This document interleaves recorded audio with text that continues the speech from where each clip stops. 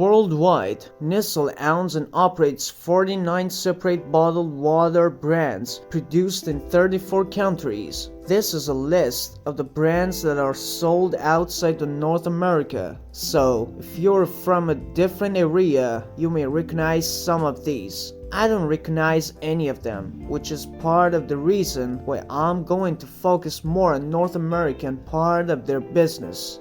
The other part is because it's where most of their business takes place. The North American segment of Nestlé Waters includes 3 brands that are found most anywhere, as well as 8 brands that are found in certain regions. There's also 3 iced tea brands that fall under this division, but I won't be talking about those. Practically, all these brands have existed for at least 100 years. And were acquired by Nestle within the past 30. Nestle tends to make the brands much bigger and well known once they acquired them. So tough, they have been around for a long time odds, or you wouldn't have known about them until Nestle became involved. As for the 3 brands that are found throughout the country, the first one they acquired was Perrier in 1992. This is a sparkling water that is sourced from France, and it's one of the few that were big even before Nestle.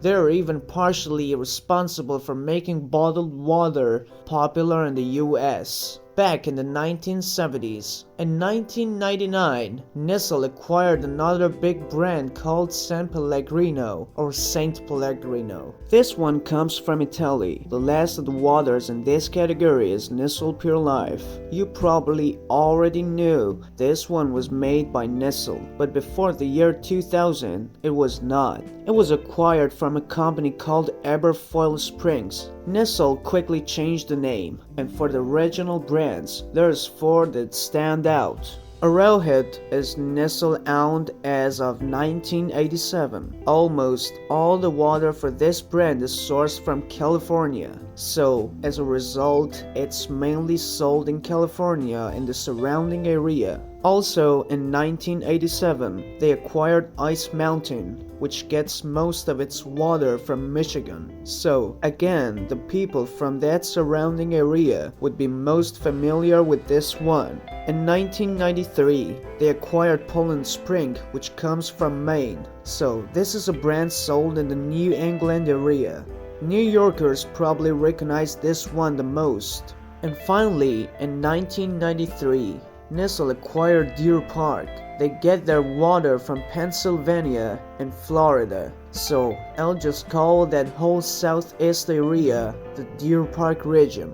The other 4 brands I've yet to mention are Aquafers, which is actually sourced from Tuscany, Italy, Resource, sourced from Pennsylvania, and there's also Zarka, local to Texas, and Zephyr Hills, local to Florida. It's unlikely anyone watching this video is too familiar with every brand I mentioned, but it's very likely that you're familiar with a few of them. If you're from California, and you heard about the Rawhead for the first time here, I'm guessing you don't go shopping much. But if you're from anywhere outside of California, chances are you're learning about it for the first time. Trust me when I say all these brands are popular and well known in their respective areas. Since Nestle deals with so much water, and since water is something we all need, it's a perfect setup for some controversy. I know there's a lot of people watching this that hate Nestle. There's been boycotts. They have been called evil. My intention here is not to convince you of anything.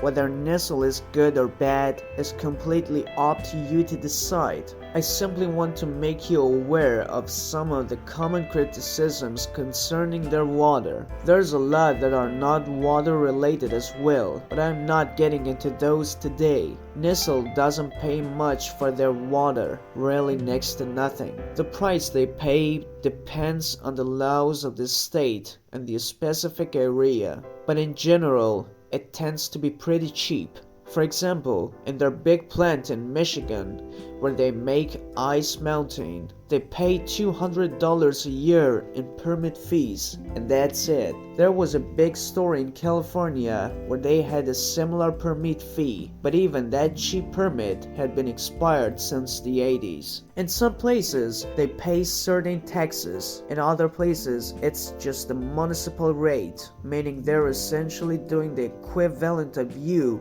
taking empty bottles, filling them up in your sink, and selling them. Just go and look up some articles about the prices they pay in different areas, and in most cases, you'll find it's really cheap.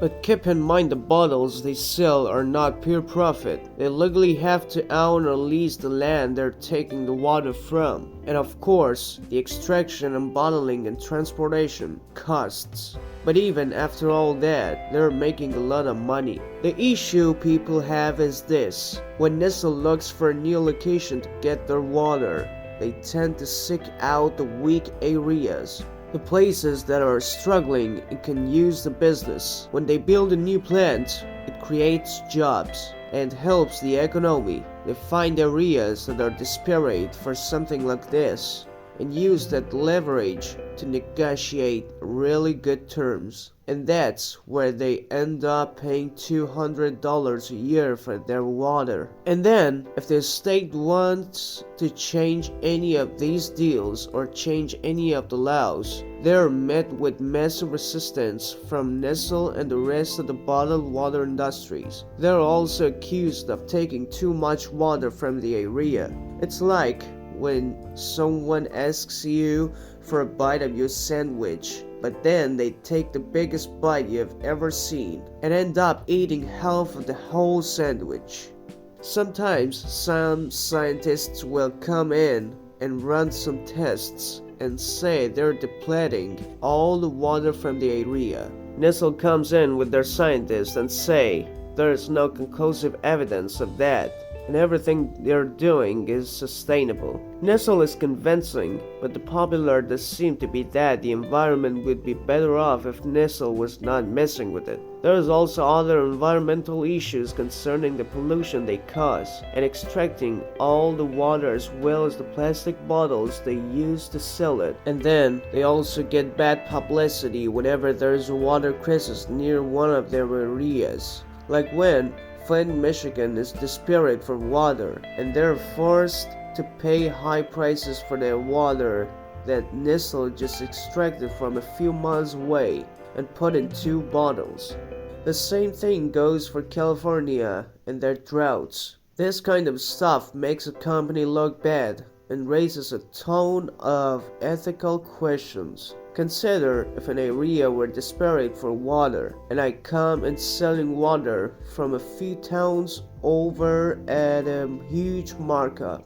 I might not come off as the most likable person. There's even more extreme cases of Nestle doing this outside of North America. There's been accusations of them draining all the water from certain regions and selling it back to the locals. So they're forced into buying their water instead of just obtaining it for free. Along those lines, in 2005, the CEO of Nestle said he believed that water is not a human right. That's not a friendly statement. If Santa Claus himself said that, we'd all instantly hate him. There's a guy from Nestle that doesn't think water is a human right. I mean, that guy should be hunted down and shot. It is believed that the CEO says it because it allows him to get away with the practices I was describing. If water is not a human right, then it should be fine if he just takes all of it. If you want any water, you have to go through him.